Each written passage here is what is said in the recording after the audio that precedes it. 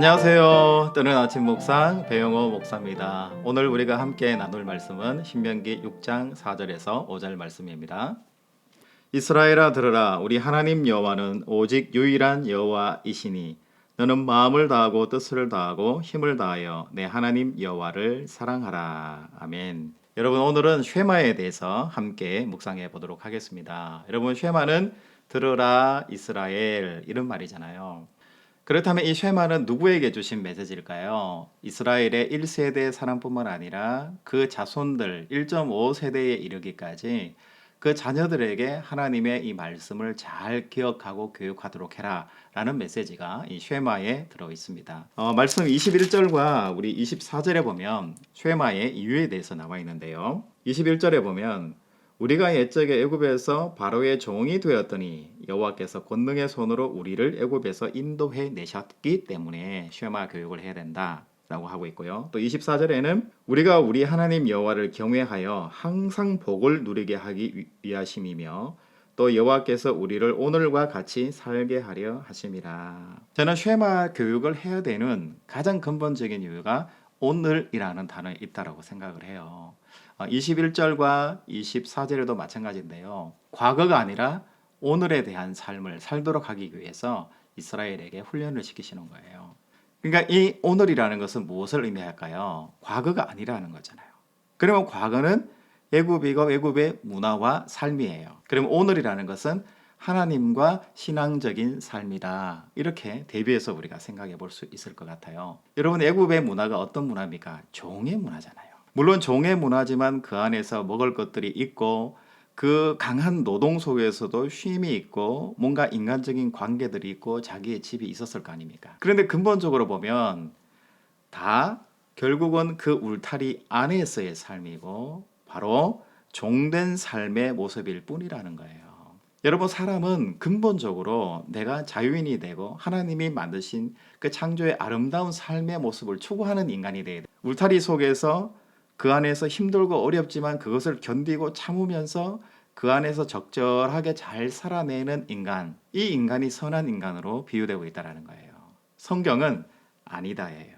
그러니까 과거를 살아가는 애굽형의 인간이 아니라 오늘 하나님의 신앙으로 살아내는 인간형을 하나님은 원하고 계신다라는 것을 이야기하는 거예요.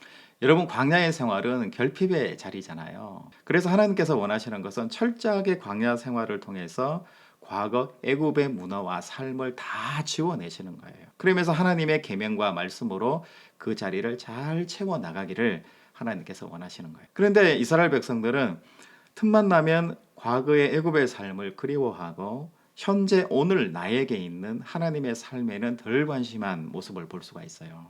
그래서 하나님께서는 이 광야의 40년 생활을 통해서 하나님의 말씀으로 그 자리를 채워내고 원래 하나님이 주신 그 복의 근원인 그 자손의 모습으로, 자녀의 모습으로 돌아오기를 하나님께서 원하셨다라는 거예요. 여러분, 근본적으로 성경은 우리에게 이런 질문을 해요. 나는 어떤 인간으로, 나는 어떤 삶의 의미로 내가 살아낼 것인가에 대해서 성경은 우리에게 물어요. 그리고 근본적으로 무엇이 내 자신을 변화시키는가에 대한 근본적인 질문을 하게 해요. 애굽에서의 먹을거리들과 그 종의 삶, 그리고 그 종의 삶 안에서 주는 부분적인 평안함, 이것이 인간이 누려야 될 기쁨이 아니라 하나님 앞에서의 온전한 삶이 진정한 삶의 의미고 자유의 인간의 모습으로 살아가는 것이 하나님께서 창조하신 근본적인 모습이다라는 것을 성경에서 이야기하고 있는 거죠. 쉐마 이스라엘, 이렇게 말씀하신 것은 이스라엘 1세대 백성들뿐만 아니라 그의 자손들에까지도 반드시 기억하고 반드시 해야 되는 교육, 반드시 기억하고 살아야 되는 그 삶이 무엇인가 그랬을 때 애굽 과거의 삶이 아니라 오늘 복의 삶을 누리게 하기 위한 하나님의 그 뜻이 그 속에 있는 거죠. 제가 과거에 본 영화 중에서 쇼생크의 탈출이라는 영화가 있는데요. 그 영화 속에서 사람이 정말 근본적으로 무엇을 위해서 살아가는가에 대한 극명한 대비가 나타났던 영화였던 것 같아요. 그 영화에서 주인공이 앤디라는 사람인데 은행의 부지점장으로 오래 일을 하다가 자기 아내를 살해했다라는 죄목을 뒤집어쓰고 쇼생크라는 그 감옥에 종신형으로 갇히게 돼요.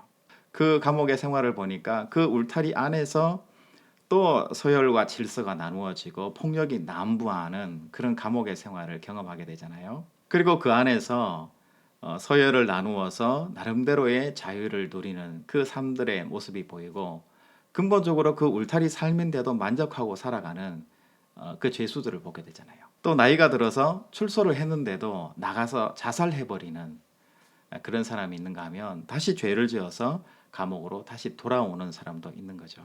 이 모든 감옥에서의 삶의 반대에서 이 앤디라는 사람은 항상 탈출과 자유를 마음속에 가지게 돼요.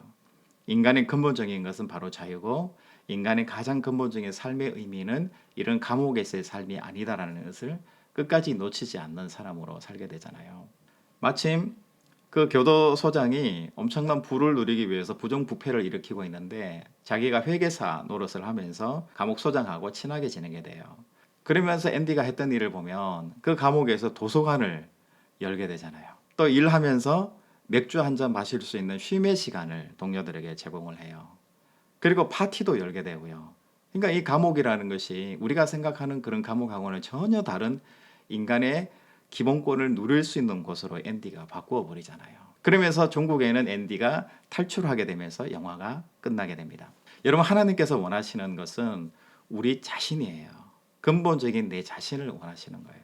세상 속에서 세상이 주는 수많은 과거의 가치들과 애굽의 가치들로 살아가게 하시는 것이 아니라 오늘 하나님이 복 주시는 오늘의 그 계명의 말씀대로 살아가기를 원하시는 것이 바로 하나님의 뜻이라는 것을 오늘 말씀에서 우리가 알 수가 있는 거죠.